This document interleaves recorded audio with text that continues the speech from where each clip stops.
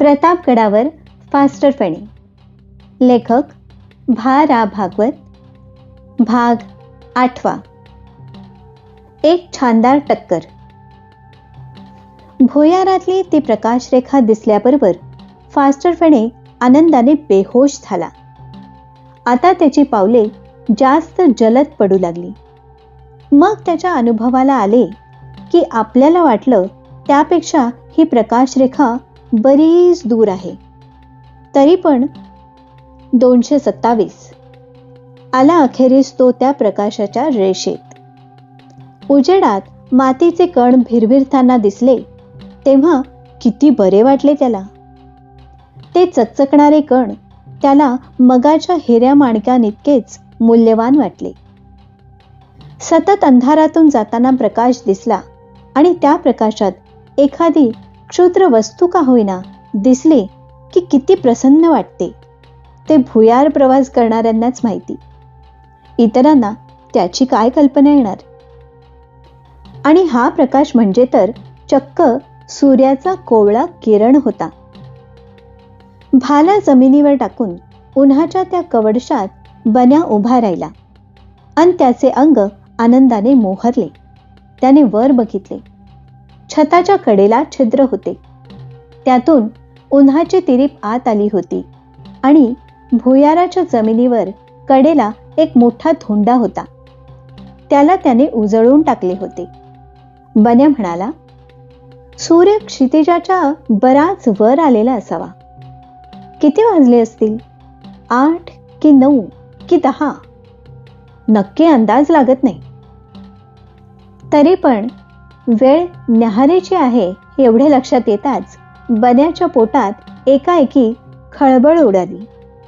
इतका वेळ खजिना, प्रकाश अशा 1 ना 2 अकल्पित चमत्कारांमुळे पोटातली सभा चुपचाप बसली होती.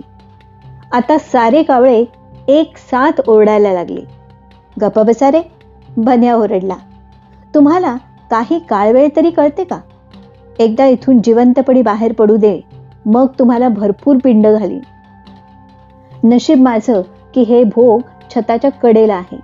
ते जर वरती डोक्यावर असतं तर तरी उजेड दिसला असता मला, पण नुसता लुकलुकता ठिपका. असं सकाळचं ऊन अंगावर घेता आलं असतं का? गुहेत घुसलेली उन्हाची ही तिरीप किती मजेशीर आहे. लांबच लांब आणि सरळ, जसा एखादा तेजपुंज भालाच. भाला. बन्याला एकदम आठवण झाली. त्याने खाली वाकून पाहिले.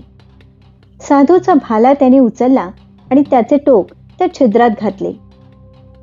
मला हे भोक मोठं करता येईल का? भोकाचं भगदाड होईल का? तसं झालं तर मी या भाल्याची शिडी करून बाहेर जाऊ शकेन. सध्याचं भोक मात्र इतकं लहान आहे की एखादा उंदीरच त्यातून जेमतेम जाऊ शकतो. दोन्ही हातांनी भाला घट्ट धरून त्याने त्या छिद्रालगत प्रहार केला. भाल्याच्या टोकाने खरवडून त्याने भोके मोठे करण्याचा प्रयत्न चालवला. जवळजवळ 10-15 मिनिटे त्याची ती धडपड चालू होती. पण तेवढ्या वेळात खडकाचे 1-2 बारीक टवके उडण्याखेरीज जास्त प्रगती झाली नाही. छा. वर पाहून पाहून मान दुखू लागली होती. ते खाली वळून तो उद्गारला, हे इम्पॉसिबल आहे. वरचा खडक चांगलाच मजबूत असावा, शिवाय खालून वर भाला मारायचा ही उलटी कसरत म्हणजे कठीण काम आहे. जसं काही आडवा भाला मारणं म्हणजे तुझ्या हातचा मळच, हो की नाही बन्या? त्याचे दुसरे मन त्याला हिणवीत होते. केवढा कसलेला शिकारी तू. हो समजलं, पण आता पुढं काय करू ते सांग. बन्या त्या दुसऱ्या मनावर उखडला. मान मोडली माझी, आणि हे असंच करीत राहिलो तर भाला पण मोडेल आणि उपयोग तो होणार नाहीच. पण हातातलं हे एकमेव शस्त्र मी गमावून बसेल. मग बिघडलं काय त्यात? ते दुसरे खडूस मन म्हणाले. करणार आहेस काय ते तू शस्त्र घेऊन? इथे तुला लढायचे थोडेच कोणाशी. इथे तू तर एकटाच. फास्टर फेणे खाली बसला बराच वेळ वर पाहत त्याने डोळ्यांनी ते कोवळे ऊन पिऊन घेतले आणि नाकाने ती ताजी हवा शोषून घेतली. छिद्रातून चक्क वाऱ्याची झुळूक आत येत होती. त्या मोकळ्या हवेने त्याला कितीतरी बरे वाटले. चित्तवृत्ती ताजी तवानी झाली आणि मग तो आपल्याशी विचार करू लागला. आता पुढे काय करायचे? या भोकाखालीच बसून राहूया का मधून मधून बोंब मारीत? म्हणजे बाहेरून कधी काळी कुणी गेलंच तर आपल्या हाका ऐकून ते माणूस जवळ येईल, काहीतरी करील. आणखी 20 मिनिटे त्याने तिथे बसून घालवली. त्या 20 मिनिटात कितीतरी आवडती माणसे त्याच्या मनचक्षुपुढे नाचून गेली. आपले आईवडील त्याला आठवले, आपले लाडके मित्र त्याला आठवले, विशेषतः चकोर आणि सुर्वे सरही आठवले. त्याच्या डोळ्यात टचकन 2 अश्रू उभे राहिले. उन्हाच्या कवडशात ते किती छान चमकले असतील, पण बघायला होते कोण तिथे? ठरल्याप्रमाणे मधून मधून बाहेरच्या जगाला त्याने हाकाही मारल्या, पण त्या कोणालाच ऐकू गेल्या नसणार. मग तो कंटाळला. फास्टर फेणे स्वस्थ बसणारा मुलगा नव्हता. तो म्हणाला, किती वेळ असं हात जोडून बसायचं? चांगलं फ्रेश वाटतंय आता. उठतो आणि भुयारातनं आणखी थोडा पुढे जातो.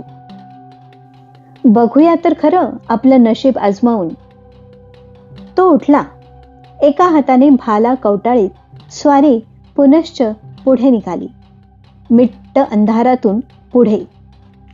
228, 229 वाटचाल चालूच होती.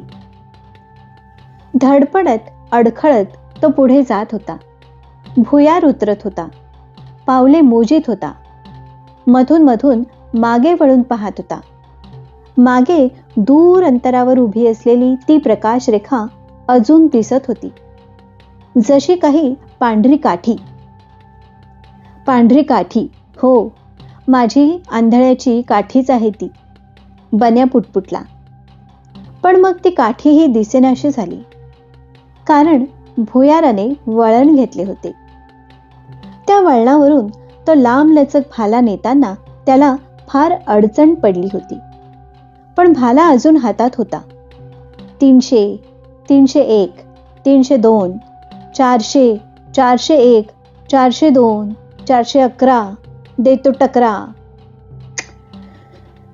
आता पुन्हा काय झालं? खूपच झालं. खरोखरीच टक्कर झाली. यावेळेचे नुसते तोंडातून उमटलेले नव्हते, त्याची चणक टकुऱ्यातून पण निघाली होती. कपाळ चांगलेच आपटले होते की त्या समोरच्या भिंतीवर. भिंत? होय, समोरची खडबडीत भिंत आडवी आली होती. पुढे जायचा मार्ग तिने रोखला होता. बन्या उर्फ फास्टर फेणे चिडला. त्याने भिंत चाचपली आणि हातातल्या भाल्याने त्याने भिंतीवर थडाथड रट्टे दिले. खडखड खडखड खडखड खडखड.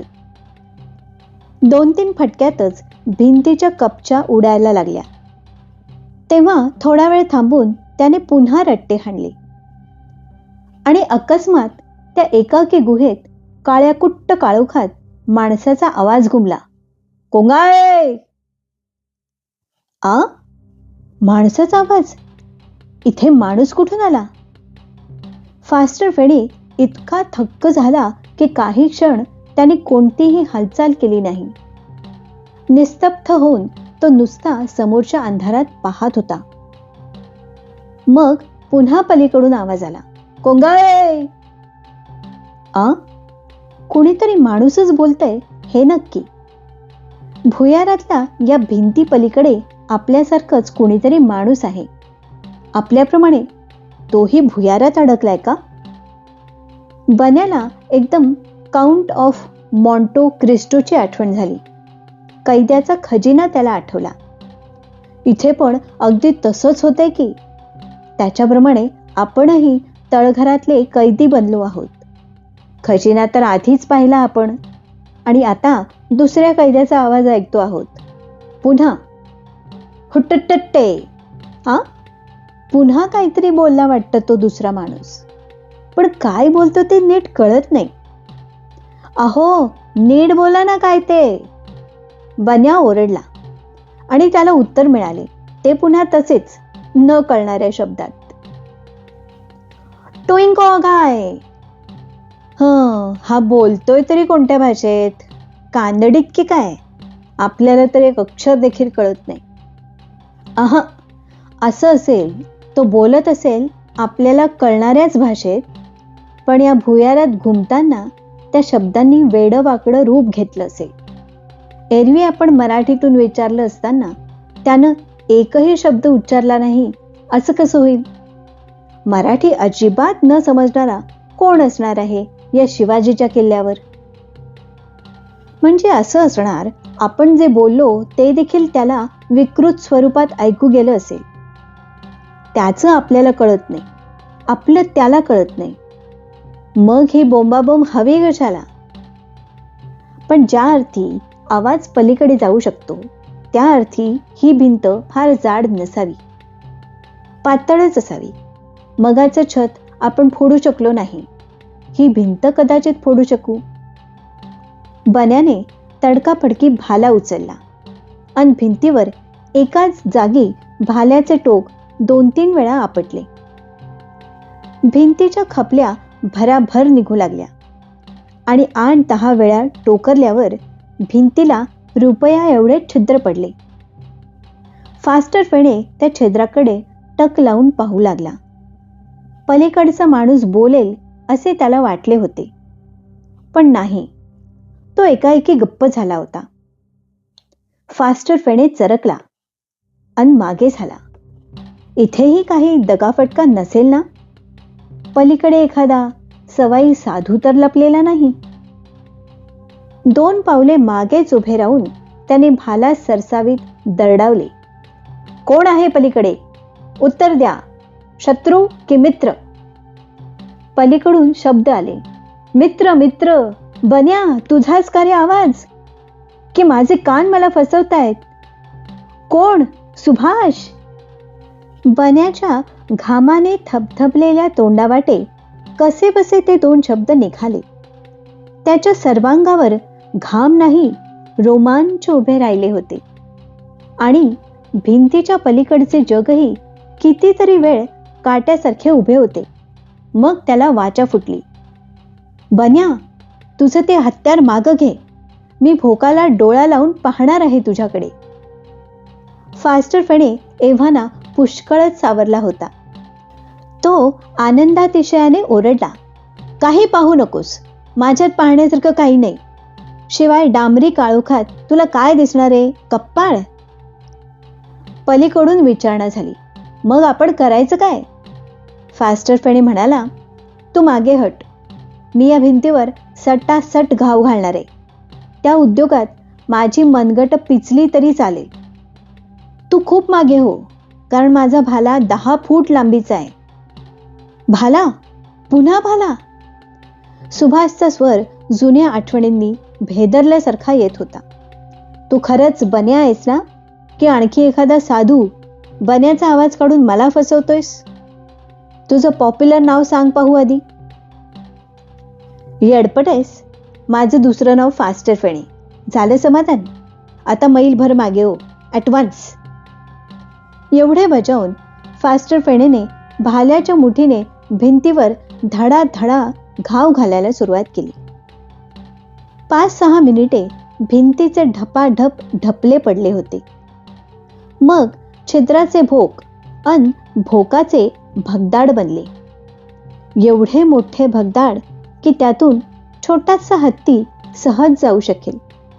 मग काटकोळ्या बन्याचा काय प्रश्न? तरी मिनिटभर तो नुसता उभा राहिला.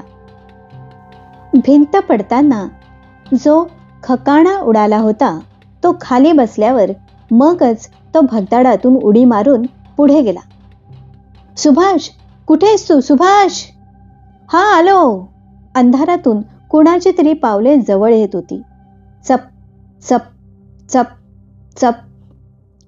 सुभाष खरोखरीच फरलांगभर मागे जाऊन उभा राहिला होता. बन्या, सुभाष. दोघांनी घट्ट मिठी मारली, गालांना गाल घासले, आसवात आसवे मिळवली. त्या प्रेमभेटीचे वर्णन मी काय करू. जुनी उपमा द्यायची झाली तर ती भरतभेट होती. नव्या आणि या प्रसंगाला साजेशा भाषेत सांगायचे तर ती एक छानदार टक्कर होती. भिंतीवर कपाळे आपटली, त्याचे सार्थक झाले होते. क्रमशः